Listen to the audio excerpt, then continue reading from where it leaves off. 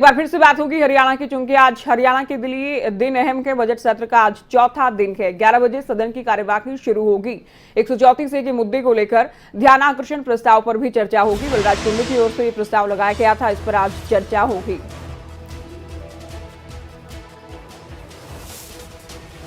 चौथा दिन आज 11 बजे शुरू होगी सदन की कार्यवाही।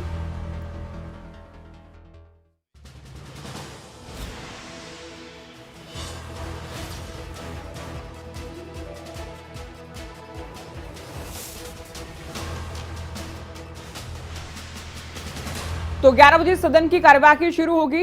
सीधे आपको चंडीगढ़ लिए चलते हैं। हमारे संवाददाता जितेंद्र चौधरी हमारे साथ लाइव जुड़ गए हैं और विधायक नीरज शर्मा भी उनके साथ मौजूद हैं। जितेंद्र, आज के सत्र को लेकर जानकारी भी आप दीजिएगा, साथ ही विधायक से आप बातचीत कीजिए। Over to you Jitendra.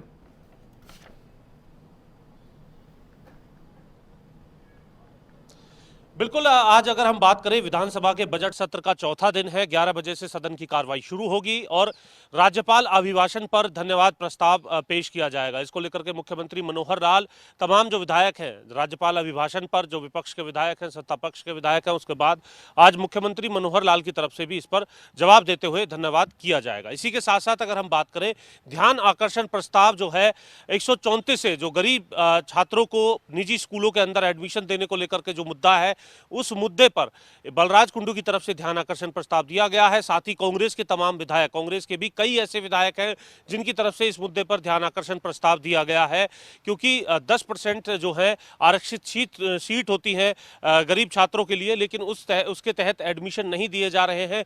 यह मुद्दा आज पूरे तौर पर विधानसभा के अंदर गूंजता नजर आएगा। इसी के साथ साथ जो कांग्रेस के विधायक है रघुवीर काद्यान, उसको लेकर के भी विधायक दल की एक बैठक है, क्योंकि इससे पहले जब तीसरा दिन था विधानसभा के बजट सत्र का, उस दिन धर्मांतरण कानून को लेकर के, विधेयक को लेकर के एक जब वो पेश किया गया था, उसके बाद बिल की प्रति फाड़ने को लेकर के स्पीकर की तरफ से उनका निलंबन कर दिया गया था। 10 बजे इसे लेकर के भी कांग्रेस विधायक दल की बैठक है। यानी पूरे तौर पर एक और जहां रघुवीर काद्यान के मसले को लेकर के कांग्रेस जो है सदन के अंदर हंगामा कर सकती है, तो वहीं 134 के मुद्दे पर भी सरकार को घेरने का काम करेगी। हमारे साथ विधायक नीरज शर्मा है कांग्रेस की तरफ से, जिन्होंने इस मसले पर ध्यानाकर्षण प्रस्ताव भी दिया है सदन के अंदर। उनसे जानते हैं क्या आप कहना चाहेंगे, जो ध्यानाकर्षण प्रस्ताव आपने 134 को लेकर के दिया है, उस पर किस तरीके के आंकड़े आपके पास है जिस पर सरकार से आप जवाब मांगेंगे? नमस्कार जी। देखिए, खाली मैंने ध्यानाकर्षण 134 पे नहीं किया है। मैंने 134 के साथ साथ जो ये प्राइवेट स्कूल हैं, जो सरकार से कौड़ियों के दाम पे ज़मीन ले गए, कुछ को तो ऑक्शन में मिली है, चलो उन पे तो हो सकता है सरकार का कोई नियम कानून लागू ना हो, पर सैकड़ों क्या हज़ारों की तादाद में हरियाणा में स्कूल ऐसे हैं जिनको सरकार ने ज़मीन अलॉट करी है, बिल्कुल फ्री में ही ज़मीन दी है।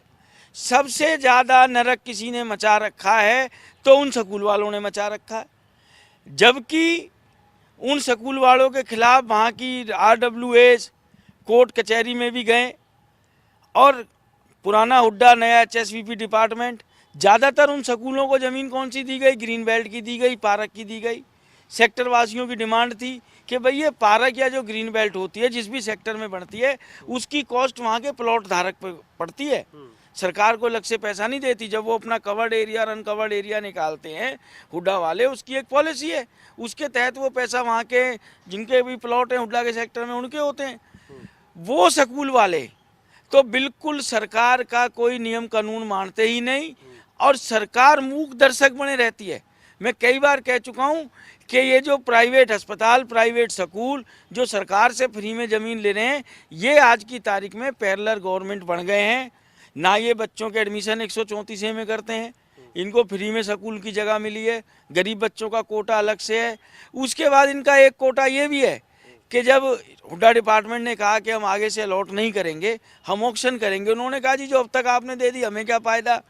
तो उसका उन्होंने ये कानून भी बनाया था कि वो स्कूल वाले सबसे पहले एडमिशन किसका करेंगे? जो उस सेक्टर में रहने वाले लोग हैं।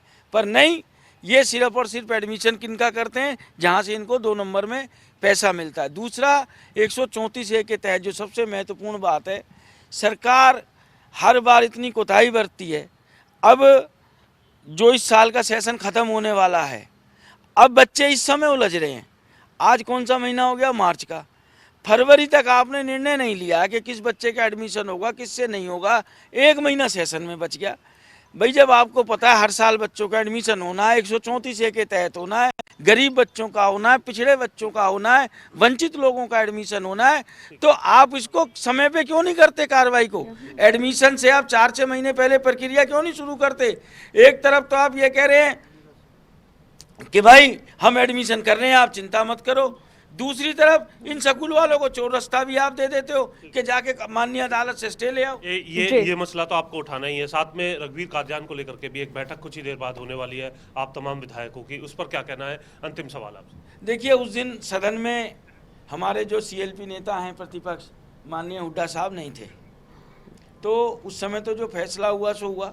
जो भी हमारे मन की बात है हम हुड्डा साहब से कह चुके हैं, और जो हुड्डा साहब का फैसला होगा हम उसके हिसाब से चलेंगे। ये मुद्दा आज भी दिखेगा सदन के अंदर?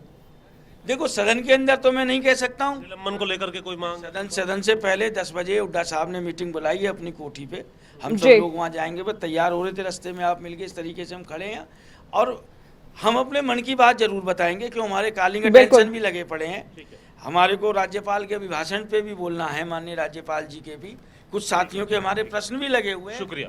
मन की शुक्रिया। बात जरूर जी जितेंद्र, संक्षिप्त में आप बताइएगा कि क्या उनका निलंबन का जो फैसला है उस पर एक बार फिर से विचार कर सकते हैं स्पीकर, या फिर माफी मांगने जैसी कोई शर्त रहेगी?